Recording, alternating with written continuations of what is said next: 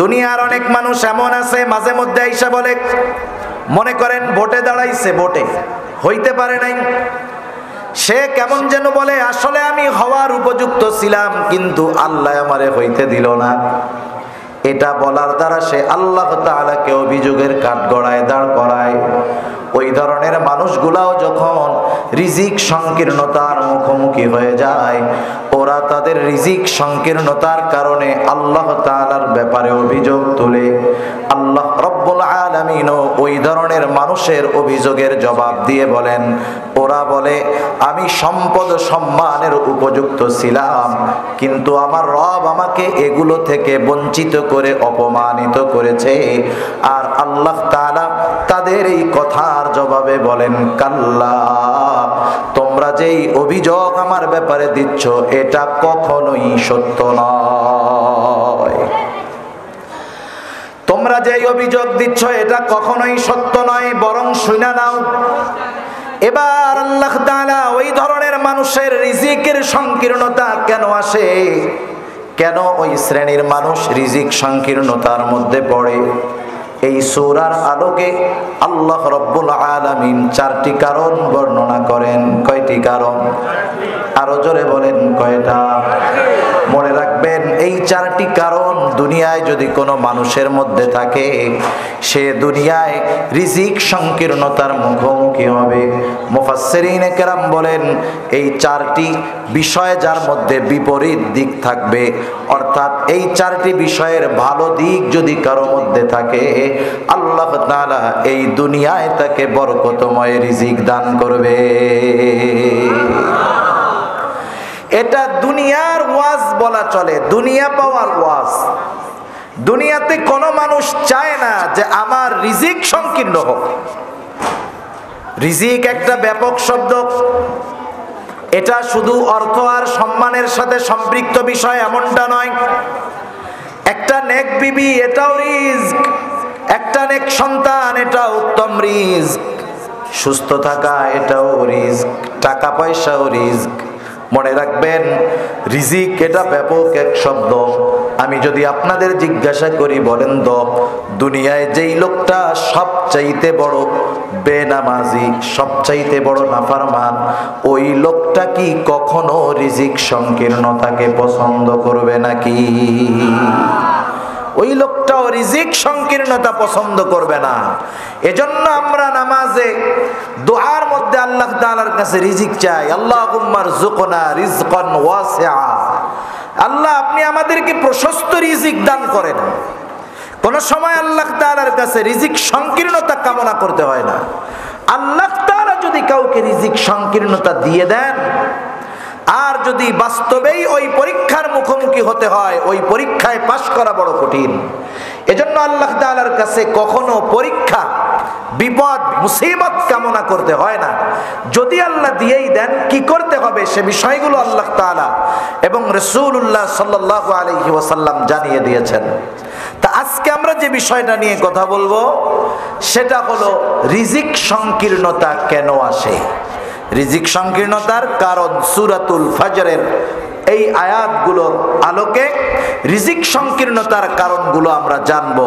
ওই কারণগুলো যদি আমাদের কারো মধ্যে থাকে, কারণগুলো আমরা আমাদের থেকে বের করব ইনশাআল্লাহ। কারা কারা তৈরি আছে? হাত উঁচা করি তো।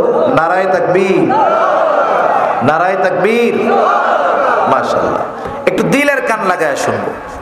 আল্লাহ তাআলা জবাবে বলতেছেন, কাল্লা, কখনোই নয়। তোমরা যেই কথা বলতেছো যে আমি তোমাদের রিজিক সংকীর্ণ করেছি, এটা কখনো নয়। কেন তাহলে তোমাদের রিজিক সংকীর্ণ হলো? আল্লাহ তাআলা বলেন, বাল লা তুকরিমুনাল ইয়াতীম, বরং তোমাদের রিজিক সংকীর্ণতার 1 নম্বর কারণ হলো তোমরা ইয়াতীমদেরকে সম্মান করো না। ইয়াতীমদের সম্মান করো না, এর দ্বারা উদ্দেশ্য কি? ইয়াতীম তো ছোট মানুষ হয়, বড় মানুষ কেমনে ছোট মানুষকে সম্মান করবে? ছোট মানুষকে তো স্নেহ করা যায়। সেই জন্য মুফাসসিরিনে কেরাম বলেন, এর দ্বারা উদ্দেশ্য হলো তোমরা ইয়াতীমের হক যথাযথভাবে আদায় করো না। ইয়াতীমকে সম্মান করো না অর্থাৎ ইয়াতিমের হক যথাযথভাবে আদায় করো না। ইয়াতিম গরিব হোক আর ধনী হোক, প্রত্যেকটা ইয়াতিমের হক আমাদের উপরে আছে। ইয়াতিমের 1 নম্বর হক হলো, ইয়াতিম ধনী হোক আর গরিব হোক, প্রত্যেকটা ইয়াতিমের সাথে সদাচরণ করা, ভালো ব্যবহার করা, ইয়াতিমের সাথে উত্তম আচরণ করা। কিন্তু সমাজের মধ্যে দেখা যায় কোনো বাচ্চা যদি দরিদ্র, তার বাবা মারা গেছে, মা মারা গেছে, মা বাবা কেউ নাই, তার প্রতি স্নেহশীল যত্নশীল হওয়ার বিপরীতে এটা বাদ দিয়া বরং তার উপরে আমরা আরো জুলুম করি বেশি। ইয়াতিম বাচ্চা, মা বাবা দুনিয়ায় নাই, একটু দুষ্টু হতে পারে, আমরা তো আমাদের সন্তানগুলাকে চোখে চোখে রাখার পরেও, এত আদর যত্ন গাইড দেওয়ার পরেও, শিক্ষক রাইখা শিক্ষা দেওয়ার পরেও উল্টা পাল্টা করে কি করে না? আর যেই বাচ্চাটার মা নাই, বাবা নাই, যার গাইড নাই, সে একটু দুষ্টুমি করতেই পারে, আমরা তাকে তুচ্ছ তাচ্ছিল্য করি, উল্টা পাল্টা কথা বলি, কষ্ট দেই, গায়ে হাত দেই, মার দেই। অথচ মনে রাখতে হবে, ইয়াতিমের গায়ে আঘাত করা, ইয়াতিমকে কষ্ট দেওয়া, এটা আল্লাহ এবং তার রাসূল উভয়ে নিষেধ করেছে। সেজন্য ইয়াতিমের সাথে সর্বাবস্থায় উত্তম আচরণ করতে হবে, ধনী হোক আর গরিব হোক। সে যদি গরিব হয়, 2টা চিন্তা করবে। 1 নাম্বার চিন্তা করবে, আমার বাবা যদি থাকতো আমাকে কেউ আঘাত করতো না, আমাকে কেউ কষ্ট দিত না। 2 নাম্বার চিন্তা করবে, টাকা পয়সা থাকলে সবাই আদর করতো। আর যদি ইয়াতিম ধনী হয়, তার সাথে যদি খারাপ আচরণ করা হয়, সে সম্পদওয়ালা হতে পারে ঠিক, কিন্তু খারাপ আচরণ করার কারণে তার অন্তরের মধ্যে এই ব্যথা আসবে যে আমার বাবা যদি বেঁচে থাকতো তাহলে আজকে এরা কেউ আমার সাথে খারাপ আচরণ করতো না। আমার আপনার নবীজি ইয়াতিম ছিলেন। ইয়াতিম হয়ে নবী দুনিয়ায় আসছেন। এই জন্য নবীজি ইয়াতিমের ব্যাপারে বেশি উপলব্ধি করতে পারতেন যে একজন ইয়াতিমের কত কষ্ট। আল্লাহ তাআলা রাসূল আকরাম সাল্লাল্লাহু আলাইহি ওয়াসাল্লামকে জানায় দিলেন, ফাআম্মাল ইয়াতীমা ফালা তাকহার। নবী হে, আপনি তো ইয়াতিম ছিলেন, আমি আপনাকে ইয়াতিম অবস্থায় পেয়েছিলাম। আমি ইয়াতিম অবস্থায় পাওয়ার পর আপনাকে যথাযথ লালন পালনের ব্যবস্থা করেছিলাম। সুতরাং আপনি তো ইয়াতিমের ব্যথা বুঝেন, তাই আপনি কখনো ইয়াতিমের সাথে কঠোর আচরণ করবেন না। এই নির্দেশ যে আল্লাহ তাআলা তার নবীকে দিয়েছেন, বিষয়টা এমন নয়। অনেক সময় এক মজলিসে একজনকে বলার মাধ্যমে সবাইকে বলা হয় একজনকে উদ্দেশ্য করে, কিন্তু এই কথাটা কিন্তু একজনের জন্য নয়, বরং উদ্দেশ্য থাকে সকলেই জানি এই কথা থেকে শিক্ষা গ্রহণ করে।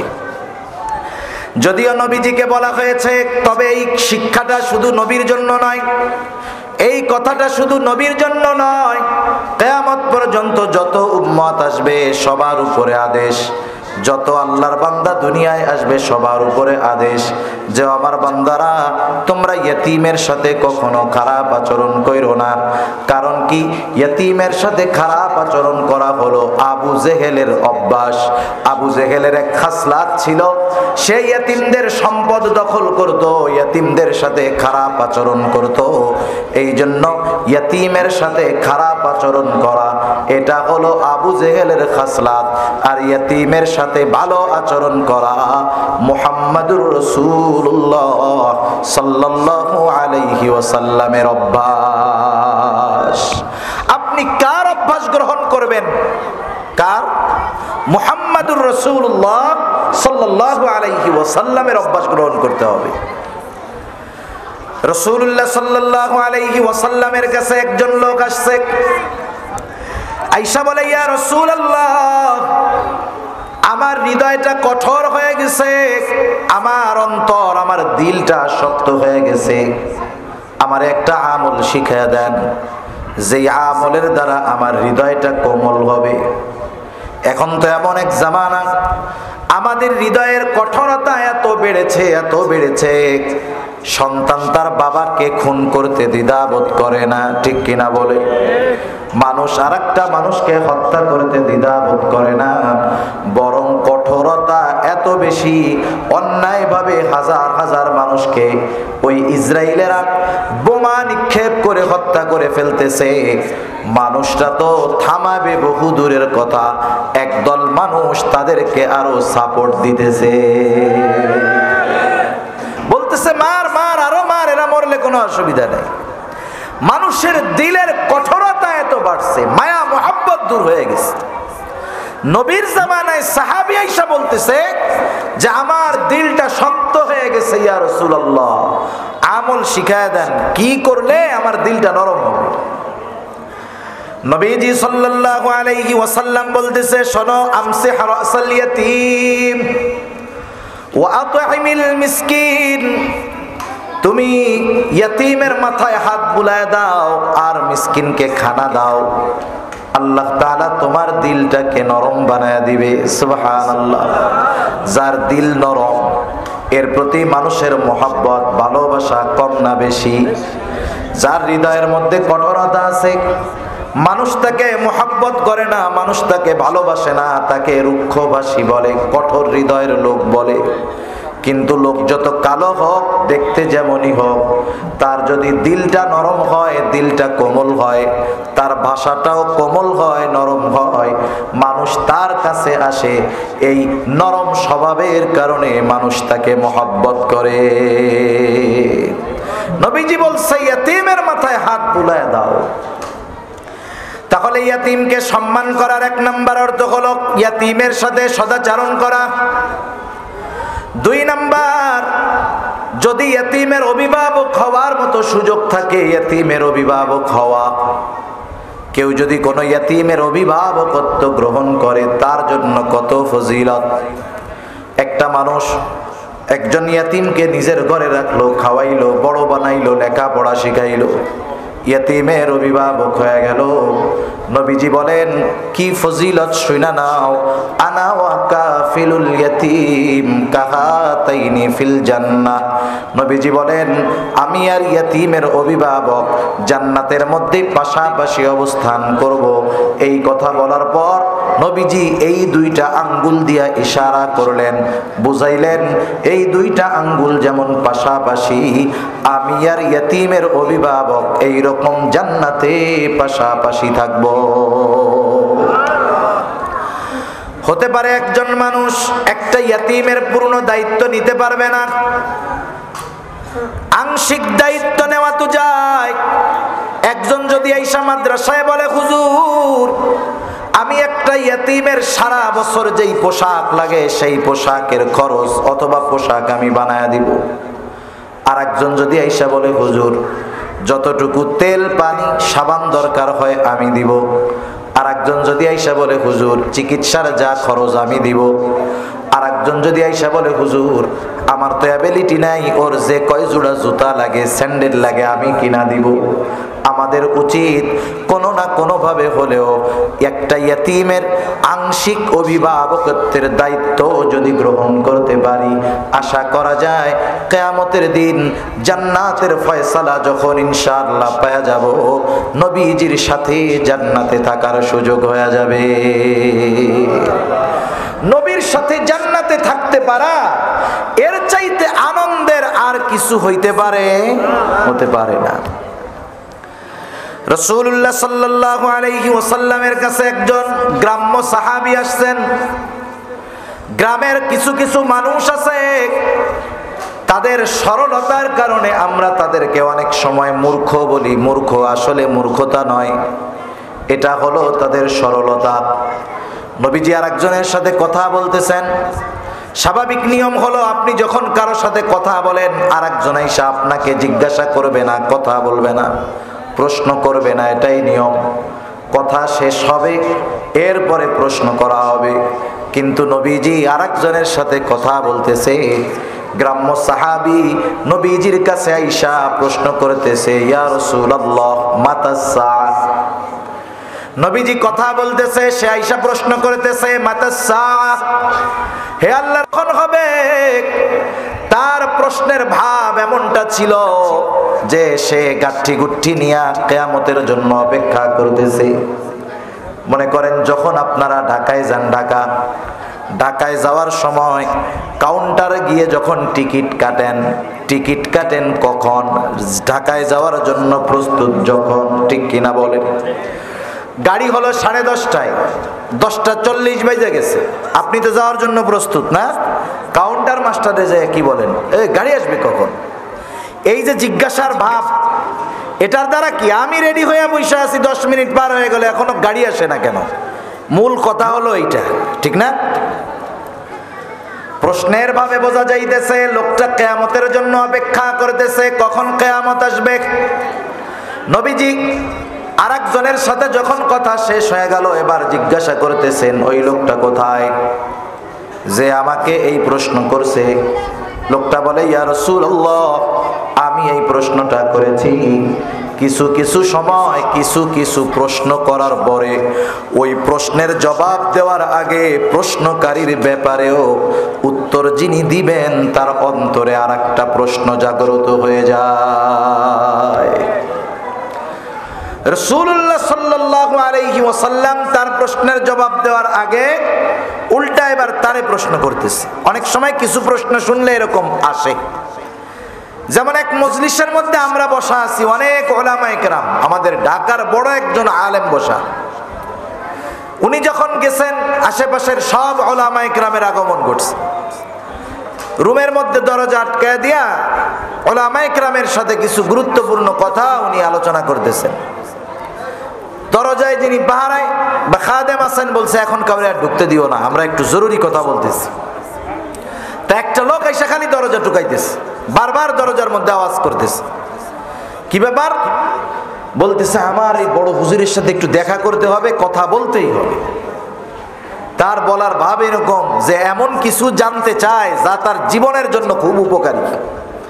খাদেম আইসা ওই হুজুরকে বলতেছে, হযরত, একজন তো খুব বারবার করতেছে, গুরুত্বপূর্ণ বিষয় মনে হয় আপনার কাছে জানতে চায়, একটু সুযোগ দিলে ভালো হয়। এবার ওই লোকটা আসছে, ভাব শব্দে এইকে বোঝা যাইতেছে এটা পশ্চিম দিকে শুক্রবারেও উবুত হইয়া পড়ে না। কিছু মানুষ আছে না যে সারা সপ্তাহ না পড়ুক, শুক্রবারে তো পড়ে, আছে না এরকম? আর কিছু আল্লাহর বান্দা আছে জীবনেও পড়ে না, ওরটা পড়া হবে মরার পরে। আয়েশা প্রশ্ন করতেছে, হুজুর জরুরি একটা প্রশ্ন। কি প্রশ্ন? বলে, রাসূল সাল্লাল্লাহু আলাইহি ওয়াসাল্লামের শ্বশুর শাশুড়িদের নামগুলো আমার একটু জানার দরকার। খুবই গুরুত্বপূর্ণ প্রশ্ন না? হ্যাঁ। হুজুর এবার তারা প্রশ্ন করছে, তোর প্রশ্নের জবাব তো আমি দিব, তুই আগে আমার দোয়ায় কুনুতটা শোনা। একেবারে বাস্তব, আমি ওই মজলিসে উপস্থিত, আমাদের ঘাড়ের উপর দিয়া লাফ দিয়া দরজা ফাঁক করে বের হয়ে পালায় চলে গেছি। সেজন্য কিছু প্রশ্ন করার পরে তার ওই প্রশ্নের ব্যাপারে একটা প্রশ্ন অন্তরে আসে। রাসূলুল্লাহ সাল্লাল্লাহু আলাইহি ওয়াসাল্লাম ওই প্রশ্নকারীকে এইবার প্রশ্ন ছুড়ে দিলেন, কিয়ামতের জন্য তুমি কি পাথেয় সংগ্রহ করছো, কি সামানা গুছায় রাখছো? ওই লোকটার সহজ সরল জবাব, আমি আল্লাহ এবং তার রাসূলকে ভালোবাসি। এই লোকটার এই প্রশ্নের জবাবটা এতটা ভালো লাগছে নবীজির কাছে, এটা তার হৃদয় থেকে আসছে, মুখ দিয়া বাইর করছে। এই জবাবের ভিতরে কোনো লৌকিকতা নাই, লোক দেখানোর চিন্তা নাই, একেবারে হৃদয় থেকে জবাব দিয়েছে, আমি আল্লাহ এবং তার রাসূলকে ভালোবাসি। নবীজিও জবাব দিয়া দিলেন, শোনো, যে যাকে ভালোবাসে তার সাথে জান্নাতে অবস্থান করবে। এই কথা শুনে লোকটা বাড়ির পথে হাঁটা ধরছে। হযরত আনাস রাদিয়াল্লাহু তাআলা আনহু বলেন, আল্লাহর রাসূলের জবানে এই কথাটা শ্রবণ করবার পর, ইসলাম গ্রহণ করার পরে আমরা এতটা খুশি হই নাই নবীজির জবানে এই কথাটা শ্রবণ করবার পরে যতটা খুশি আমরা হয়েছি ইসলাম গ্রহণ করার পরে এতটা খুশি আমরা কখনো হই নাই। তিনি বলেন, আমি আল্লাহর রাসূলকে ভালোবাসি, আবু বকর ওমর রাদিয়াল্লাহু তাআলা আনহুমাকে ভালোবাসি, যদিও তাদের মতো আমল করতে পারি নাই, তবে আশা করি আমার এই ভালোবাসার কারণে আমি জান্নাতে তাদের সাথে থাকতে পারবো। একজন সাহাবী নবীজির সাথে অবস্থান করাটাকে নিজের জীবনের সবচাইতে বড় সৌভাগ্যের বিষয় মনে করতেন, আর সেই সৌভাগ্যের বিষয় অর্জন করার অন্যতম মাধ্যম ইয়াতীমের অভিভাবক হওয়া। আমরা একজনের পরিপূর্ণ অভিভাবক না হতে পারি, আংশিক বিষয়ের অভিভাবক হওয়ার চেষ্টা করব। আল্লাহ তৌফিক দান করুক, জোরে বলি আমিন। সাথে সাথে আমার অধীনস্থ যদি কোনো ইয়াতীম থাকে, সাবধান, তার হক তো আদায় করব, যেন এমনটা না হয় যে আমি তার সম্পদ জোর কইরা ভোগ করে ফেলতেছি। দুনিয়ায় অনেক মানুষ আছে ইয়াতীমের অভিভাবক হইয়া সেই ইয়াতীমের সম্পদ ভক্ষণ করে, ইয়াতীমকে তার সম্পদ বঞ্চিত করে। এমন লোক দুনিয়ায় আছে না নাই? আবু জেহেলের অভ্যাস ছিল। আবু জেহেল যখন দেখতো কোন সম্ভ্রান্ত সম্পদশালী ব্যক্তি মুমূর্ষ অবস্থায় মারা যাওয়ার পূর্ব মুহূর্ত তার ইয়াতীম বা ছোট বাচ্চা আছে, নাবালক বাচ্চা আছে, আবু জেহেল গিয়া তার কানের কাছে গিয়া বলতো, ভাই তুমি তো হয়তো দুনিয়ায় আর বেশি সময় থাকবা না, কিন্তু তুমি মারা যাবার পর কি হবে তোমার সম্পদের, কি হবে তোমার এই নাবালক সন্তানের, কে দেখাশোনা করবে? মানুষে তো খেয়া ফেলবে। তুমি একটা কাজ করো, তুমি সকলের সামনে এই ওসিয়ত কইরা যাও যে তোমার মৃত্যুর পর তোমার সন্তান এবং সম্পদের অভিভাবক হইলাম আমি। ওই লোকটাও চিন্তা করতো, আবু জেহেল যদি আমার সম্পদ এবং সন্তানের অভিভাবক হয়ে যায়, কেউ আমার সন্তান এবং সম্পদের দিকে চোখ তুইলা তাকানোর সাহস পাবে না। মানুষেরা বইলা যাইতো, আবু জেহেল এই সুযোগটা কাজে লাগাইতো। ওই অভিভাবক যখন মারা যাইতো, আবু জেহেল সম্পদগুলো নিজের দখলে রেখে দিত। ইয়াতীম বাচ্চা যখন বালেগ হইয়া আবু জেহেলের কাছে গিয়া সম্পদ চাইতো, আবু জেহেল ওই ইয়াতীম সন্তানগুলোকে ঘাড় ধাক্কা দিয়া বাইর কইরা দিত। আবু জেহেলের ব্যাপারে আল্লাহ তাআলা এজন্য বলেন, আপনি কি তারে দেখেন নাই যে কিয়ামতকে অস্বীকার করে? শুধু তাই না, ফাযালিকাল্লাযী ইয়াদুল ইয়াতীম, ইয়াতীমদেরকে ঘাড় ধাক্কা দিয়ে বাইর করে দেয়। সেজন্য ইয়াতীমের সম্পদ ভক্ষণ করা এটা আবু জেহেলের খাসলাত। সাধারণ সম্পদ একরকম, ইয়াতীমের সম্পদটা আর একরকম। সাধারণভাবে কারো সম্পদ অন্যায়ভাবে খাওয়া এটা নিঃসন্দেহে গুনাহ। আল্লাহ তাআলা বলেন, ওয়ালা তাকুলু আমওয়ালাল ইয়াতামা যুলমা ইন্নামা ইয়াকুলুনা ফি বুতুনিহিম নারা। আরেক জায়গায় আল্লাহ তাআলা বলেন, ইন্নাল্লাযীনা ইয়াকুলুনা আমওয়ালাল ইয়াতামা যুলমা ইন্নামা ইয়াকুলুনা ফি বুতুনিহিম নারা। আল্লাহ তাআলা বলেন, নিশ্চয়ই যারা জুলুম করে অন্যায়ভাবে ইয়াতীমের সম্পদ ভক্ষণ করে, আল্লাহ তাআলা বলেন, ইন্নামা ইয়াকুলুনা ফি বুতুনিহিম নারা, কেমন যেন তারা আগুন দিয়ে তাদের পেট ভরপুর করে। বুঝে থাকলে একটু জবাব দেন যে আগুনের স্থান জান্নাত নাকি জাহান্নাম? ইয়াতীমের সম্পদ যে পেট ভক্ষণ করতেছে সম্পদ দিয়া, সে আগুন দিয়ে পেট ভরপুর করতেছে। এজন্য আল্লাহ তাআলা বলেন, ওয়াসায়াসলাউনা সাঈরা, অচিরেই তাকে জাহান্নামে নিক্ষেপ করা হবে, তার আবাসস্থল হবে জাহান্নাম। সেজন্য সাবধান, আমরা ইয়াতীমের হক আদায় করব, কখনো ইয়াতীমের সম্পদ ভক্ষণ করব না, কারণ ইয়াতীমের সম্পদ এটা হলো আগুন। তাহলে রিজিক সংকীর্ণতার কারণ কয়টা? জোরে বলেন না কয়টা? আমি বুঝতে পারছি যে এ ওয়াজ আপনাদের এই জায়গায় চলে না। আমি বুঝতে পারি কিছু জিনিস যে কোন জায়গায় কোন ওয়াজ চলে, কারণ আমার তো মানুষ নিয়ে কারবারি। কি নিয়ে কারবারি? মানুষ নিয়ে কারবারি। এজন্য যখন বুঝি যে আমি যা বলতেছি আমি মানুষকে এই কথাগুলা গ্রহণ করাইতে পারতেছি না, এটা আমার ব্যর্থতা। আপনাদের কোনো সমস্যা নাই, হয়তো কথাগুলো অন্য কেউ যদি আর একটু সুন্দরভাবে বলতে পারতো, তাদের কথা হয়তো আপনি নিতে পারতেন। আমি যখন বুঝতেছি যে আমি আপনাদের কথা দিতে পারতেছি না, তখন আমি ওই এলাকার থেকে মাপ চাইয়া বাড়ি, আর এদিকে প্রোগ্রামের কোনো সুযোগ আমার নাই। কারণ আমি যে কারণে এত দাওয়াত দিয়ে টাকা পয়সা খরচ করে আমারে নিচ্ছে, যে মানুষ কিছু দিনই কথা শুনবে, মানুষ কিছু জীবনের পরিবর্তন করবে, যখন আমি বুঝতে পারলাম আমার দ্বারা এই দায়িত্ব পালন হচ্ছে না, তখন জোর কইরা খাওয়াইতে যাওয়া এটা জুলুমের মতো। এজন্য আমি আপনাদের জুলুম করব না, অল্প সময়ের মধ্যে শেষ করে দেবো ইনশাআল্লাহ। আপনাদের অ্যাক্টিভিটি, আপনাদের অ্যাটেনশন আমাকে বারবার মেসেজ দিচ্ছে, হুজুর কাজ হচ্ছে না, এ ওয়াজ চলবে না, এ ওয়াজ চলবে না। কিন্তু আমি আবার বুঝতেছি যে কোনটা দরকার সেটা আবার আমার মধ্যে নাই। বুঝেন নাই? সেটা আমার মধ্যে নাই, এরও আমার ব্যর্থতা। তা যাই হোক, ইয়াতিমের হক আদায় করা এটা হলো ইয়াতিমকে সম্মান করা, ইয়াতিমের হক নষ্ট না করা এটা হলো ইয়াতিমকে সম্মান করা। 2 নাম্বার আল্লাহ তাআলা বলেন ওয়ালা তাহাদ্দুনা আলা তুআমিল মিসকিন। আল্লাহ তাআলা বলেন যে তোমরা মিসকিনকে খানা দিতে উৎসাহ প্রদান করো না। এখানে আল্লাহ তাআলা 2টা গুণের দ্বিতীয় গুণটা উল্লেখ করেছেন। কারণ কি? কারণ যার মধ্যে দ্বিতীয় বিষয়টা পাওয়া যায় তার মধ্যে প্রথম বিষয়টা এমনিতেই থাকে। এ কথাটা বোঝার জন্য একটা মিসাল দিলে সহজ হবে। মনে করেন এক গ্রামে কেউ লেখাপড়া শিখে নাই, একটা ছেলে কোনো মতে গিয়ে গ্রাম থেকে শহরে গিয়ে লেখাপড়া শিখছে।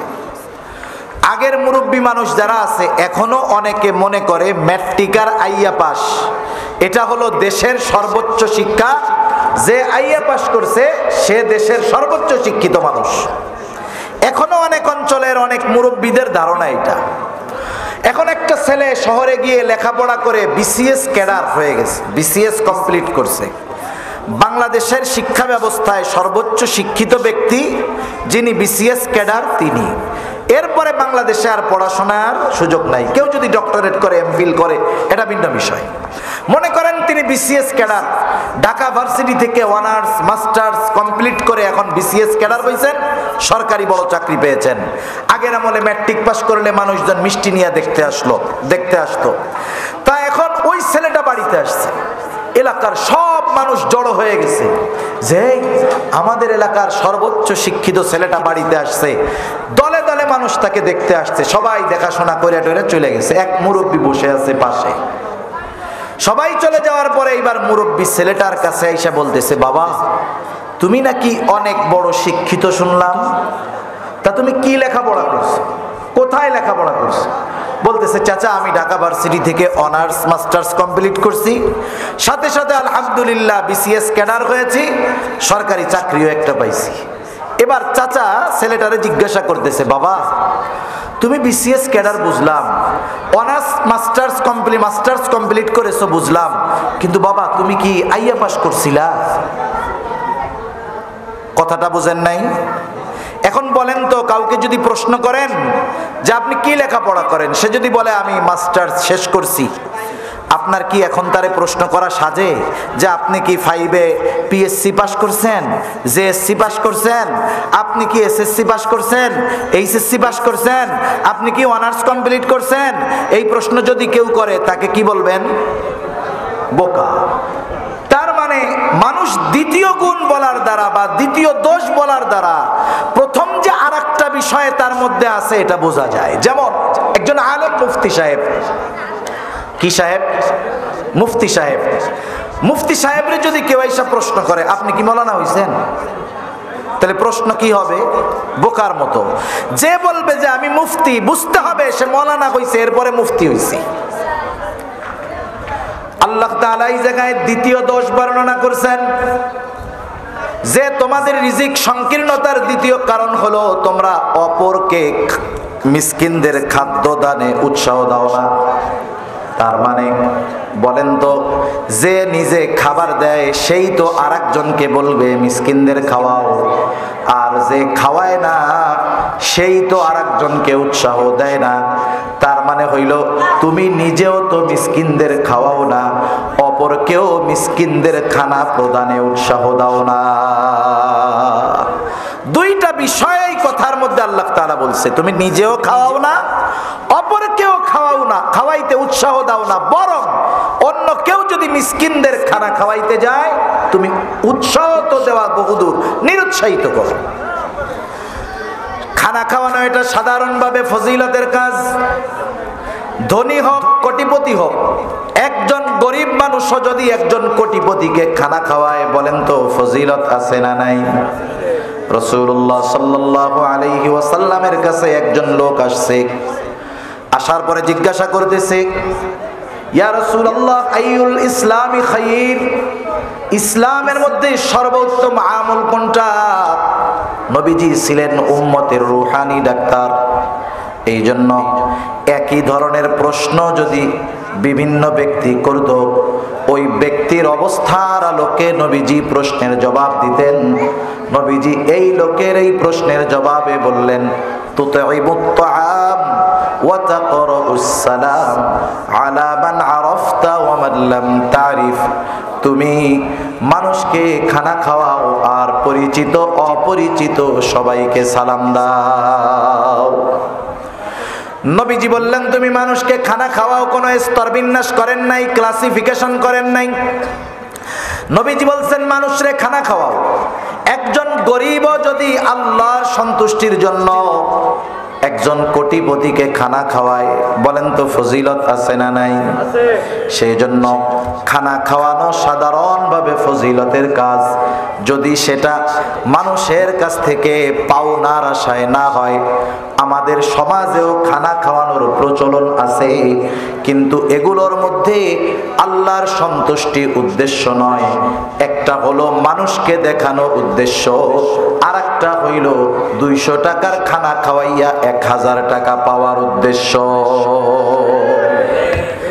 আমাদের সমাজে বিবাহ অনুষ্ঠান সহ এই ধরনের অনুষ্ঠানে খানা খাওয়ানোর অন্যতম টার্গেট। চিন্তা করে বিজনেসটা খুব ভালো, 2 লাখ খাটাইলে 5 লাখ নগদে উঠে আসে। দোকানে বাকি যায়, কিন্তু পাবলিক লজ্জার ঠেলায় দাওয়াতের টাকা বাকি রাখে না, নগদেই দেয়। তাহলে এই ব্যবসা খুব ভালো না? হায় হায়, চিন্তা করে দেখেন। অথচ খানা খাওয়াইতে হবে কার জন্য? জোরে বলেন না কার জন্য? ধনীরে খাওয়ান, গরিবরে খাওয়ান, বিবাহের অনুষ্ঠানে খাওয়ান, আল্লাহর জন্য খাওয়ান। আমাদের দেশে অনেক সময় মানুষ মরে গেলে খানা খাওয়ায়। ওলামায়ে কেরাম কিছু বিষয়ের দিকে খেয়াল কইরা এইটা মানা করে।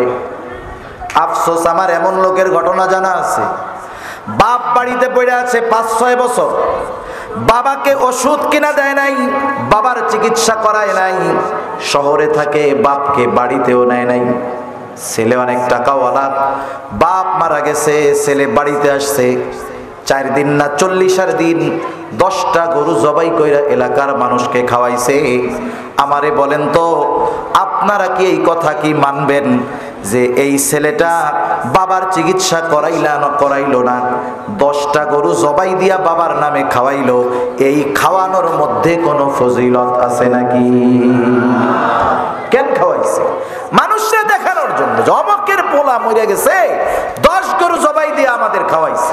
আর এগুলাও আমাদের সমাজের কিছু মানুষ আছে, এই খাওয়ানোর 3 দিন আগের থেকে পেট খালি রাখে, দাঁত ধার দেয়, যাই খাইতে হবে না। এই খাবার যদি কেউ খায়, ওর রুহানিয়াত দূর হয়ে যাবে অন্তর থেকে।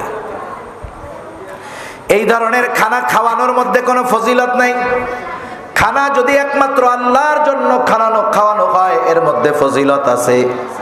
এখন থেকে এই জন্য নিয়ত করবেন, বিবাহ দিচ্ছেন পোলারে, আত্মীয় স্বজনকে দাওয়াত দিয়া খাওয়াইবেন, ভালো কথা। কিন্তু দাওয়াত দেওয়ার সময় সাহাবায়ে কেরামের এই আদর্শটা মনে রাখবেন। সাহাবায়ে কেরাম মানুষদেরকে খানা খাওয়াইতো। তারা খানা খাওয়ায়া কি বলতো? তারা বলতো, ইন্নামা নুতঈমুকুম লিওয়াজহিল্লাহ লা নুরিদু মিনকুম জাযাআও ওয়ালা শুকুরা। তারা বলতো, ইন্নামা নুতঈমুকুম লিওয়াজহিল্লাহ, আমরা তোমাদেরকে খানা খাওয়াইছি কার জন্য? আল্লাহর নাম আস্তে কইলে ভাল লাগে। কার জন্য? আরো জোরে বলেন, কার জন্য? আমরা তোমাদের তোমাদেরকে খানা খাওয়াইছি আল্লাহর জন্য, যেহেতু আল্লাহর জন্য খাওয়াইলাম এই খানার প্রতিদান তোমাদের কাছে চাই না। লা নুরিদু মিনকুম জাযাআ, আমরা তোমাদের কাছে কোনো প্রতিদান চাই না, প্রতিদান তো বহুদূর, বিনিময় তো বহুদূর। ওয়ালা শুকুরা, খানা খাওয়ার পরে আমারে থ্যাংক ইউ দাও, ধন্যবাদ দাও, এটাও চাই না। খানা খাইছো আলহামদুলিল্লাহ কও, কিন্তু আমাকে ধন্যবাদও দেওয়া লাগবে না, তোমাদের কাছে কৃতজ্ঞতাও আশা করি না, কারণ খানা খাওয়াইছি আল্লাহর জন্য। এই খানা খাওয়ানোর প্রতিদান যিনি দিবেন তিনি কে? সেই জন্য সাধারণভাবে যারাই খানা খাওয়ান ফজিলত আছে যদি আল্লাহর জন্য হয়। আবার খানা খাওয়ানোটা কখনো কখনো শুধু কর্মের মধ্যে সীমাবদ্ধ থাকে তা নয়, এটা ঈমানের সাথে সম্পৃক্ত হয়ে যায়। এক হাদিসের মধ্যে নবীজি বলেন, আল্লাহ রাসূল সাল্লাল্লাহু আলাইহি ওয়াসাল্লাম বলেন, ওই ব্যক্তি মুমিন নয় যে নিজে পেট পুইরা খায় আর তার পাশে তার প্রতিবেশী অভুক্ত থাকে। নবীজি বলেন সে ঈমানদার নয়। এই জন্য প্রতিবেশী অভুক্ত যে তাকে খাওয়ানো এটা হলো ঈমানি দায়িত্ব। তাহলে খানা খাওয়ানো কিছু সময় সাধারণ আমল, আল্লাহর জন্য খাওয়াইলে ফজিলত, আর কিছু কিছু সময় এই খানা খাওয়ানোটা ঈমানি আমল।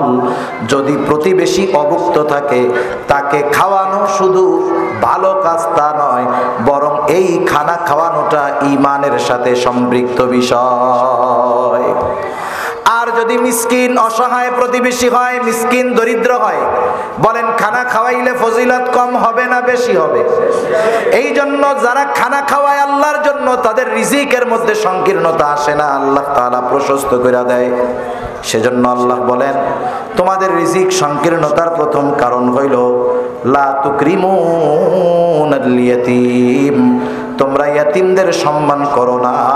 দ্বিতীয় কারণ হইল ওয়ালা তাহাদ্দুনা আলা তুআমিল মিসকিন, তোমরা নিজেরাও তো মিসকিনদের খানা দাও না, অপরকেও খানা প্রদানে উৎসাহ দাও না।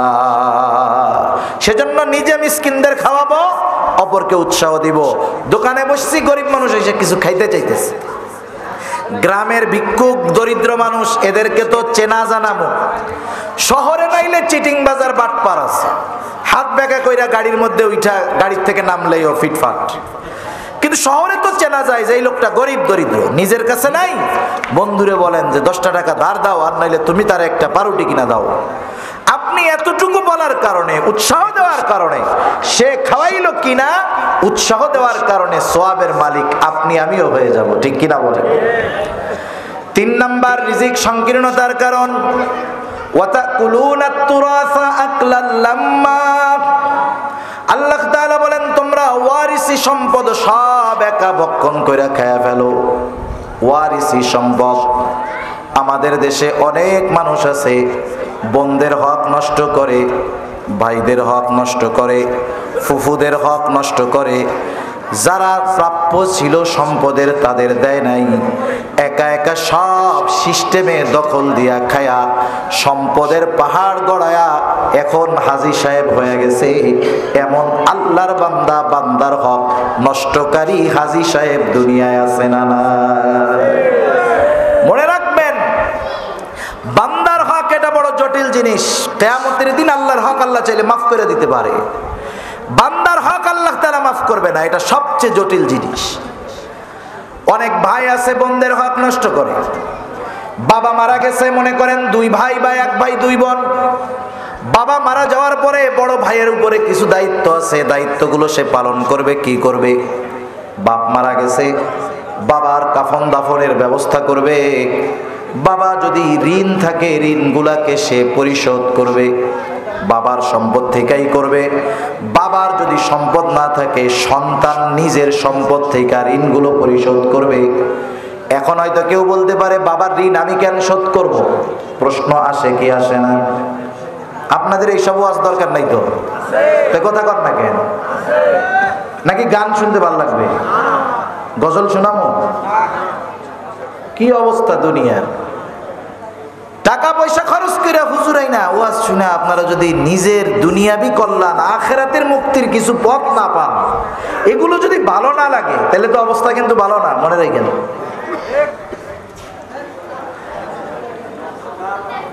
রাসূল আকরাম সাল্লাল্লাহু আলাইহি ওয়াসাল্লামের কাছে এক লোক আসছে। প্রশ্ন ছিল, আমি আমার বাবার ঋণ আমার গাঁঠের টাকা দিয়া কেন শোধ করব? প্রশ্ন যদি আসে, জবাব হলো, এক লোক নবীজির কাছে আসছে। আসার পরে বলতেছে, ইয়া রাসূলুল্লাহ, আমার ছেলে আমার হক আদায় করে না।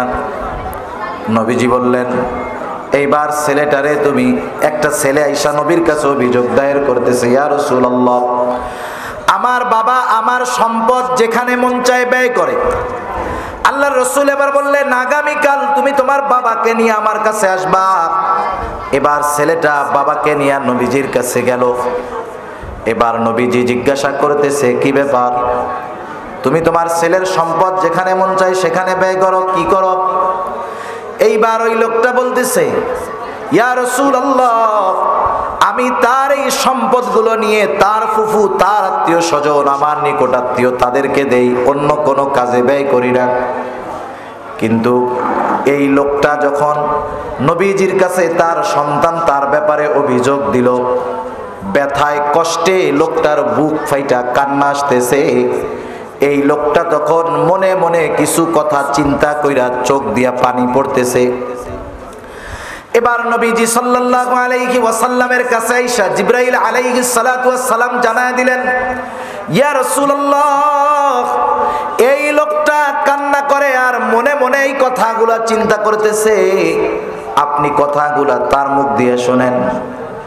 নবীজি এবার বলতেছে, তুমি কি চিন্তা কইরা কান্দো, কথাগুলো আমার কাছে বলো। লোকটা বলতে চায় না। নবীজি বলেন, তুমি বলো আমার, নাইলে আল্লাহ জানায় দিবে কিন্তু। এইবার লোকটা বলতেছে, ইয়া রাসূলুল্লাহ, আমি যেই কথা অন্তরে চিন্তা করতেছি আপনি নিশ্চয়ই জানা যাইতে পারবেন।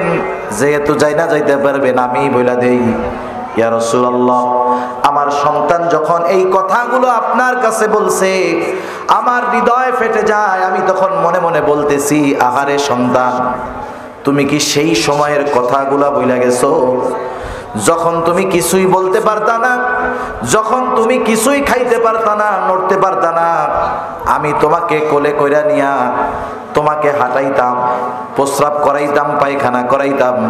ও সন্তান, ওই সময়ের কথাগুলো তো তোমার মনে নাই।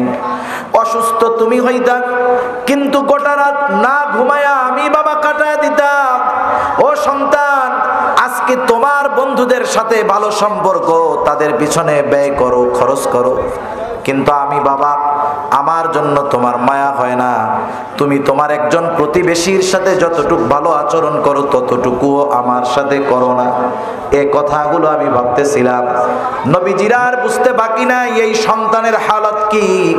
নবীজি এবার ওই ছেলেটার দুই কলার চাইপা ধরছে, দুই হাত দিয়া, এরকম দুই হাত দিয়া কলারটা টানা ধরে ওরে বলতেছে, এই শোন, আনতা ওয়া মালুকা লিয়াবিক, তুইও তোর বাপের, তোর মালও তোর বাপের, তুইও তোর বাপের, তোর মালও তোর বাপের।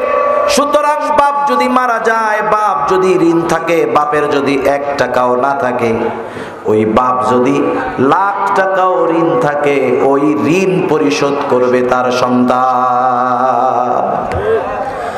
আর যদি বাবা ঋণ রাইখা যায়, সম্পদ রাইখা যায়, তাইলে বাবার সম্পদ থেকে ঋণ পরিশোধ করবে। এরপরের দায়িত্ব হলো, বাবা যদি কোনো ওসিয়ত করে যায়, ওসিয়তটাকে সে পূরণ করবে। এ বাপ যদি ওসিয়ত করে, আমার সব টাকা মাদ্রাসায় দিয়া দিস, সব জমি মাদ্রাসায় দিয়া দিস, এই ওসিয়ত কার্যকর হবে না। বরং সমুদয় সম্পদের সর্বোচ্চ 3 ভাগের 1 ভাগ পরিমাণ যদি ওসিয়ত করে, এই ওসিয়ত মান্য করতে সন্তান বাধ্য। এইবার ওসিয়ত পূরণ করার পর মিলাদ দেওয়া আগে না, ওই 40 করা আগে না। এইবারের দায়িত্ব হলো, যেই সম্পদ অবশিষ্ট আছে প্রত্যেকটা ওয়ারিসকে তার হক যথাযথভাবে বুঝায়া দেওয়া। এটা হলো কাজ। মজলিস বসে 4 দিন আর 40 দিনের মিলাদের মজলিস বসায় ভাই বোন আত্মীয় স্বজন নিয়ে, অথচ মজলিস বসার দরকার ছিল, বাবার এই সম্পদে কার কতটুকু হক আছে সমানভাবে। একজনের সব নিয়ে গেছে, মামলা করবে, মামলা যিনি মামলা লিখবেন কি কয় জানেন? কয় তোর সব নিচে নিচে, তোরে বাঁচায় রাখছে, আলহামদুলিল্লাহ কয়া বাদ, মামলা করিস না, তাইলে তুইও বাঁচবি না। দুনিয়ায় মাজলুম জুলুমের শিকার হওয়ার পর যখন সমাজপতিদের কাছে গিয়া ন্যায় বিচার পায় না, বিচারালয়ে গিয়া ন্যায় বিচার যখন পায় না, বলেন তো ওই মাজলুম তার এই বিচার কার কাছে দেয়? মনে রাখবেন, কোন মাজলুমের বিচার যদি আল্লাহর কাছে চলে যায়, এটা কিন্তু বড় কঠিন জিনিস। এজন্য নবীজি বলেন, তোমরা মাজলুমের বদদোয়াকে ভয় করো, কারণ তার মাঝে আর আল্লাহর মাঝে কোনো পর্দা নাই। এই মাজলুম দোয়া করার সাথে সাথে কবুল করে কে? দুনিয়ার মাজলুম যারা, আমরা আপনারা অনেকে হয়তো আছেন, আমরা যারা দুনিয়ায় ন্যায় বিচার পাই নাই, যারা ন্যায় বিচার পায় নাই, তারাও সেই দিন ন্যায় বিচার পাবেন। এইবার আল্লাহ তাআলার কাছে এসে বিচার দিবে। আল্লাহ, যেই লোকটা পাহাড় পরিমাণ নেক নিয়ে জান্নাতে যাওয়ার জন্য অপেক্ষমান, ওকে জান্নাতে যাওয়ার অনুমতি দেওয়ার পূর্বে ওর ব্যাপারে আপনার কাছে আমার কিছু অভিযোগ আছে। এইবার লোকটা হয়তো বলবে, আল্লাহ দুনিয়ায় আমার সম্পদ জোর করে নিছে, আমার লোকবল ছিল না, ধনবল ছিল না, ন্যায় বিচার পাই নাই, আল্লাহ আজকে কি ন্যায় বিচার পাবো না? এবার আল্লাহ তাআলা বলবে, অবশ্যই ন্যায় বিচার পাইবা। দেখবেন দুনিয়ার যারা বড় বড় গডফাদার, ধরা খায় ছোট একটা নিয়া, যখন একটা বাইর হয় একের পর এক অপরাধ বের হতে থাকে। যখন একজন ন্যায় বিচার পায়, বারবার এবার অনেকে গিয়া তার বিরুদ্ধে অভিযোগ দায়ের করে। হাসরের ময়দানে যখন দেখবে ওই লোকটা তো আল্লাহ তাআলার কাছে ন্যায় বিচার পেয়ে গেল, ওই জালেম তো আমার উপরেও জুলুম করেছিল, এবার সে গিয়া আল্লাহ তাআলার কাছে তার ব্যাপারে অভিযোগ দায়ের করবে। একের পর এক অভিযোগের পাহাড় তার বিরুদ্ধে দাঁড়ায় যাবে। আল্লাহ তাআলা জিজ্ঞাসা করবে, তারা তোমার ব্যাপারে যে অভিযোগ দায়ের করছে এটা কি মিথ্যা নাকি? বলে না, আল্লাহ সত্য। কারণ কিয়ামতের দিন মিথ্যা বলার কোনো উপায় নাই। দুনিয়ায় যেমন আদালতের পাশে 200 টাকা দিয়ে সাক্ষী কিনতে পাওয়া যায়, কিয়ামতের দিন আল্লাহর কসম ওই রকম সাক্ষী থাকবে না, বরং তার নিজের জবানটা পর্যন্ত তার কর্মের ব্যাপারে সাক্ষ্য দিবে। তার চোখ, তার হাত, তার কর্মের ব্যাপারে সাক্ষ্য দিবে, মিথ্যা বলার উপায় নাই। এইবারও বলবে, আল্লাহ তাদের অভিযোগ সত্য, তাহলে তুমি যাদের হক দুনিয়ায় নষ্ট করছো তাদের হক গুলা আদায় করে দাও। লোকটা বলবে, আল্লাহ এ তো দুনিয়া না, দুনিয়া না, দুনিয়া যদি হইতো 1 শতক জমি নিয়েছি 10 শতক দিয়ে দিতাম, এখন জমি পামু কোথায়? এইবার বাদী বলবে, আল্লাহ এটা তো দুনিয়া না, দুনিয়ায় আমার সম্পদ ছিল, ওর দরকার ছিল, অন্যায়ভাবে আমার সম্পদ দখল দিয়েছে। এই জগতে তো জমির কোনো কারবারি নাই, আজকে আমার যা দরকার সেটা ওর কাছে আছে, আমার এই জমির হকটা ওর নেকি দিয়া আল্লাহ আপনি আদায় করে দেন। এইবার সে একের পর এক তার নেকি দিয়া মানুষের হক আদায় করবে। পাহাড় পরিমাণ নেকের মালিক মানুষের হক না আদায় করতে করতে সব নেকি শেষ। এবার বলবে, আল্লাহ আমার তো আর কোনো নেকি নাই, 15 বার হজ করছিলাম তার নেকিও শেষ, 30 বার ওমরা করছিলাম তারটা শেষ, আর একজনেরটা মাইরা দিনই কাজে ব্যয় করছিলাম, সব শেষ। অভিযোগকারীরা বলবে, আল্লাহ ওর নেকি নাই তাতে অসুবিধা নাই, আমাদের কাঁধে তো গোনার ঋণ, গোনার বোঝা, ও আমাদের গোনাগুলো নিয়ে আমাদেরকে আমাদের এই হকটা আদায় করে দিই। নবীজি বলেন, বাকি হকদারের গোনাগুলা নিয়া এইবার সে পাহাড় পরিমাণ গোনার মালিক হয়ে যাবে। নবীজি বলেন, এই লোকটার নামাজের অভাব ছিল না, রোজার অভাব ছিল না, সাদকার অভাব ছিল না, ভালো কাজের অভাব ছিল না, নফল ইবাদতের অভাব ছিল না, শুধুমাত্র বান্দার হক নষ্ট করত। এই কারণে এই লোকটা কিয়ামতের দিন সবচাইতে নিঃস্ব লোক হয়ে যাবে। এজন্য আমি ছাড় দেওয়ায় অভ্যস্ত হব। আমরা গ্রাম অঞ্চল শহর অঞ্চলে দেখি এরকম 1 ইঞ্চি জমি ছাড়তে চায় না। বুড়া মানুষ খুনখুনা হয়ে গেছে, লাঠি দিয়ে চলতে পারে না, ওই লোক 1% কি 1 ইঞ্চি জমি ছাড়তে রাজি নাই। দুনিয়া একটু ছাড় দেন, আখেরাতে আল্লাহ ছাড় দিয়ে দিবে, ঠিক কিনা বলেন?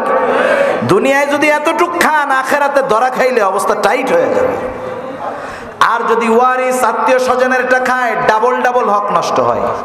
একটা হলো তার হক নষ্ট করে, আর একটা হলো আত্মীয় হিসাবে হক নষ্ট করে। এজন্য আল্লাহ তাআলা বলেন, তুমি মনে করতেছো ওয়ারিসের সম্পদ নিয়া সম্পদের পাহাড় হয়ে যাইবা।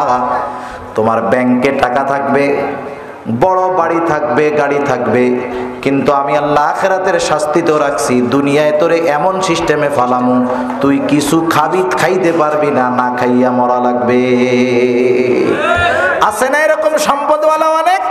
আরে যুবক বয়স 40-45 বছর বয়স হয়েছে, এমন রোগ হইছে, ডাক্তার টেস্ট মেস্ট কইরা কয় তুমি কিন্তু বাইসে আছো আলহামদুলিল্লাহ। এখন তাই কি করবো আমি? ডাক্তার বলে বাকি জীবন যদি বাঁচতে হয় আমার কথা মাইনা চলবি। এই সব মানুষ আল্লাহর কথা মানুক আর না মানুক, ডাক্তারের কথা কিন্তু একেবারে সুন্দরভাবে মানে, ঠিক না? ডাক্তার যদি বলে তোমার 24 ঘন্টায় 4 বার ওষুধ খাওয়া লাগবে, 6 ঘন্টা পর পর, রাত 9টায় খাইলে ভোর 3টায়, রাত 3টায় খাইতে হবে। আল্লাহর বান্দা জীবনে ফজরের নামাজে উঠে না, দেখবেন 2:45 অ্যালার্ম দিয়া বড়ি খাইতে উঠছে। আছে না নাই? অভাব নাই। এখন ডাক্তার বলতেছে আমার কথা মাইনা চলবা, তোমার ডায়াবেটিস আছে, হাই প্রেশার আছে, কিডনির সমস্যা আছে, সব হাই হাই। এখন যদি বাঁচতে হয় কি করবা? কিছুই খাওয়া দাওয়া করা যাবে না, গোশত মাংস মশলা এসব তো কিছুই খাওয়া না। কি খাবো? আলা চাউলের জাউ খাবা। আলা চাউলের জাউ চিনেন? আলা চাউলের জাউ খাবা, তা আবার জাউয়ের মধ্যে কিন্তু লবণ দিতে পারবা না। এবার বলেন তো, এই খাবার যদি ছাগলের সামনে দেন, জিব্বা দিয়ে 1 চাটা দিয়ে লাথি মারে বলা দিল। আল্লাহ বলেন সম্পদ তোর ব্যাংকে ভরা, কিন্তু এমন খাবার সামনে আসবে গরুর গোশতের গ্রান শুকবি, তুই খাইতে পারবি না। এর চেয়ে কষ্ট আর আছে নাকি দুনিয়ায়? তাহলে চিন্তা করে দেখেন, যারা এরকম বান্দার হক নষ্ট করে সম্পদের পাহাড় বানায়, ওরা মনে করতেছে আমি কত কিছু বানায় ফেলতেছি, কিন্তু আখেরাত শেষ করে দিচ্ছে। রিজিক প্রশস্ত ছিল, সংকীর্ণ করে ফেলতেছে। এজন্য আল্লাহ তাআলা বলেন ওয়াতাকুলুনাত তুরাসা আকলাল লাম্মা, তোমাদের রিজিক সংকীর্ণতার অন্যতম একটা কারণ হলো যে তুমি ওয়ারিসি সম্পদ সব খেয়ে ফেলো। 4 নম্বর কারণ ওয়াতুহিব্বুনাল মালা হুব্বান জাম্মা, অতিরিক্ত মালের মোহাব্বত। মাল উপার্জন করতে করতে এমন ব্যস্ত তুমি খাওয়ারই টাইম পাও না। মাঝে মধ্যে দেখবেন অনেক বুড়া মানুষ সাক্ষাৎকার দেয়, বলে আমার বয়স 85 বছর, এখনো আমি 12 ঘন্টা ডিউটি করি। সে তার উপার্জনের পিছনে ব্যয় করতেছে হায়াত, নেক কাজের পিছনে করে নাই। সে কিন্তু খাইতে পারে না, কয়দিন পরে মরলে সব ওর পোলাপান উড়ায় ফেলবে, ঠিক কিনা বলেন? এটা একটা হতে পারে। আর একটা হতে পারে উপরের যে অপরাধগুলো, দুনিয়ার সব অপরাধ অন্যায় মানুষ দুনিয়ার মহব্বতে করে। যে সুদ খায় আখেরাতের জন্য নাকি দুনিয়ার মহব্বতে? আরে জোরে বলেন না, কিসের মহব্বতে? যে ঘুষ খায় দুনিয়ার মহব্বতে না আখেরাতের মহব্বতে? যারা মারামারি কইরা মানুষকে মেরে ফেলে, অন্যায় ভাবে মামলা দিয়া মানুষদেরকে জেলের মধ্যে বইরা রাখে, আখেরাতের জন্য নাকি দুনিয়ার জন্যে? মূল কথা, মূল উসুল হইল, প্রত্যেকটা গুনাহ নিয়ে যদি আপনি চিন্তা করেন, আল্লাহর কসম প্রত্যেকটা গুনাহর পিছনে কিছু না পাওয়া যাক, যেই জিনিসটা পাওয়া যাবে সেটা হলো দুনিয়ার মহব্বত। এজন্য আল্লাহ তাআলা কেমন যেন জানায় দেন, তুমি দুনিয়ার মহব্বতে এতটা গাফেল হয়েছো, সব কিছু ক্ষতিগ্রস্ত হয়ে যাচ্ছে, টের পাও না। এজন্য নবীও বলেন হুব্বুদ দুনিয়া রাসু কুল্লি খাতিআ, দুনিয়ার মহব্বত সকল গুনাহের মূল। দুনিয়ায় চলার জন্য যতটুকু দরকার উপার্জন করতে আল্লাহ মানা করেন নাই। দিনকে ঠিক রাইখা কেউ যদি দুনিয়া কামাই করে, হালাল পথে কোটিপতি হয়, সম্পদের যাকাত দেয়, ভালো কাজে ব্যয় করে, মানা নাই। তবে দিনকে বাদ দিয়া দুনিয়া যে উপার্জন করছে, সে আসলে কিছুই পায় নাই, কারণ সে আখেরাতে যাবে খালি হাতে। দুনিয়ার কষ্ট তো থাকবেই। আল্লাহ তাআলা সেজন্য বলেন যে তোমরা ইয়েতিমের হক আদায় করো, মিসকিনদের খানা দাও, ওয়ারিসদের হক যথাযথভাবে আদায় করো, আল্লাহর মহব্বত অন্তরে ঢুকাও, দুনিয়ার মহব্বত বাইর করো, রিজিক প্রশস্ত হয়ে যাবে। আর যদি ওই কাজগুলো ব্যতিক্রম করো, ইয়েতিমের হক নষ্ট করো, মিসকিনদের খানা দাও না, ওয়ারিসি সম্পদ সহ মানুষের হক খায়া ফেলো, দুনিয়ার মহব্বতে লিপ্ত হয়ে যাও, আল্লাহ তাআলা জানায় দেন রিজিক সংকীর্ণ হয়ে যাবে। সেজন্য আমরা চাই আমাদের রিজিক প্রশস্ত হোক। কারা কারা চাই? নারায়ে তাকবীর, নারায়ে তাকবীর। মাশাআল্লাহ, হাত নামাই। তাহলে ইয়েতিমদের হক আদায় করব, বলেন ইনশাআল্লাহ, জোরে ইনশাআল্লাহ। মাদ্রাসার ইয়েতিম যাবে, আমরা আদর করব, মাথায় হাত বুলায় দেব। নবীজি দিল নরম হয়ে যাবে, নবীজি জানায় দিয়েছেন। মিসকিন অসহায় আছে, যা আছে তাই খাওয়াবো। ওয়ারিস যারা আছে সম্পদ বুঝাইয়া দিব, দিয়ে দেওয়ার পরে আচরণ আবার ওই রকম করবো না, সব তো নিয়েই গেছো আইসুকা, এরকম করবেন। বরং থাকতে যত মহব্বত করতেন, দেওয়ার পরে আরো বেশি মহব্বত করবেন। আল্লাহ রাসূল এক হাদিসের মধ্যে বলেন, রিজিক বাড়াইতে চাও, হায়াত বাড়াইতে চাও, যে কাজগুলো করবা এর মধ্যে একটা হলো আত্মীয়র হক আদায় করো, আল্লাহ তাআলা রিজিক হায়াতে বরকত দিয়ে দিবে, সুবহানাল্লাহ। আর একটা হলো দিনকে প্রাধান্য দিব আগে, আর দুনিয়া উপার্জন করব হালাল পথে। আল্লাহ সুবহানাহু ওয়া তাআলা এই চার বিষয়কে খেয়াল রেখে আমাদেরকে এই বিষয়গুলো আমলে পরিণত করার তৌফিক দান করুন। সবাই বলি আমিন। ওয়া আখিরু দাওয়ানা আলহামদুলিল্লাহি রাব্বিল আলামিন। আসসালামু আলাইকুম ওয়া রাহমাতুল্লাহি ওয়া বারাকাতুহু। اللهم صل على محمد وعلى آل محمد كما صليت على إبراهيم وعلى آل إبراهيم إنك حميد مجيد. اللهم بارك على محمد وعلى آل محمد كما باركت على إبراهيم وعلى آل إبراهيم إنك حميد مجيد. কথাগুলো মনে থাকবে তো ইনশাআল্লাহ? যা কইছি কিচ্ছু মনে রাখার দরকার নাই, শুধু এতটুকু মনে থাকবে যে আমরা এখন থেকে ইয়েতিমদের তো মহব্বত করি, আরো বেশি করব। ইয়েতিমদের কোনো একটা বিষয়ের অভিভাবক হইলেও হওয়ার চেষ্টা করব। মিসকিন অসহায়রে খানা দিব, অল্প দেই, 5 টাকা দিয়ে একটা রুটি কিনা দেই, দিব, ঠিক আছে না ইনশাআল্লাহ? আর একটা বিষয়, যখন ফিরাইয়া দিব, নাইক আছে, উত্তম কথার দ্বারা ফিরাইয়া দিব। নবী বলেন উত্তম কথাও সাদকা। সাথে সাথে ওয়ারিসদের সম্পদ দিয়ে দিব। বোনরা যদি সম্পদ নিয়ে থাকে, এতকাল যদি খারাপ আচরণ করে থাকি, এখনই গিয়া নগদে কাজ করব, দাওয়াত দিব যে আসো। সাথে সাথে দিনকে সর্ব অবস্থায় প্রাধান্য দিব। আল্লাহ তৌফিক দান করুন। আলহামদুলিল্লাহি রাব্বিল আলামিন ওয়াল আকিবাতু লিল মুত্তাকিন ওয়াসসালাতু ওয়াসসালামু আলা খাইরি খালকিহি মুহাম্মাদিন ওয়া আলা আলিহি ওয়া আসহাবিহি আজমাইন। ربنا ظلمنا أنفسنا وإن لم تغفر لنا وترحمنا لنكونن من الخاسرين. ربنا آتنا في الدنيا حسنة وفي الآخرة حسنة وقنا عذاب النار. ربنا لا تزغ قلوبنا بعد إذ هديتنا وهب لنا من لدنك رحمة إنك أنت الوهاب. দয়াময় আল্লাহ, গভীর রাত পর্যন্ত দ্বীনি আলোচনা করার পর গুনাহ মাখা হাত আমরা তুলে ধরেছি। আল্লাহ, আয় আল্লাহ, রাত যত গভীর হয় দুনিয়ার মানুষের দরজাগুলো বন্ধ হয়ে যায়, আর রাত যত গভীর হয় আপনার রহমতের দুয়ার তত উন্মোচিত হয়। আল্লাহ, আল্লাহ, আমরা গুনাহগার, আপনি গফফার, আমরা গুনাহ করতে ভালোবাসি। আল্লাহ, আপনি ক্ষমা করতে ভালোবাসেন। আল্লাহ, আমরা যে যেখান থেকে হাত উঁচু করেছি, আল্লাহ, আপনি আপনার গফুর গফফার রহিম রহমান নামের উসিলায় প্রত্যেকের বিগত জীবনের সকল প্রকার গুনাহগুলো আল্লাহ আপনি মাফ করে দেন। আল্লাহ আমাদের আত্মীয় স্বজন যারা বেঁচে আছে মাফ করে দেন, যারা দুনিয়া ছেড়ে চলে গেছে তাদের মাফ করে কবরগুলো আপনি জান্নাতের টুকরো বানিয়ে দেন। আল্লাহ খাস করে এই মাদ্রাসা আপনি কবুলের মঞ্জুর করে নেন। মাদ্রাসার জমিদাতা হক সাহেব দুনিয়া থেকে চলে গেছে, ওনারে মাফ করে দেন। খাস করে মাদ্রাসার ওস্তাদ, ছাত্র, পরিচালক, মুহতামিম, আল্লাহ পরিচালনা পর্ষদে যারা আছে সকলকে আপনি কবুলের মঞ্জুর করে নেন। মাদ্রাসাকে মোহাব্বত কইরা যারা অর্থ দিয়ে, শ্রম দিয়ে, সময় দিয়ে, সৎ পরামর্শ দিয়ে বিভিন্নভাবে সহযোগিতা করে আল্লাহ প্রত্যেকের ছোট বড় সকল প্রকার সাহায্য সহযোগিতা আপনি কবুলের মঞ্জুর করে নেন। যে যে আশায় সহযোগিতা করেছে আল্লাহ প্রত্যেকের মনের নেক চাওয়া, নেক আশাগুলো আপনি কবুল করে নেন ইয়া রাব্বাল আলামিন।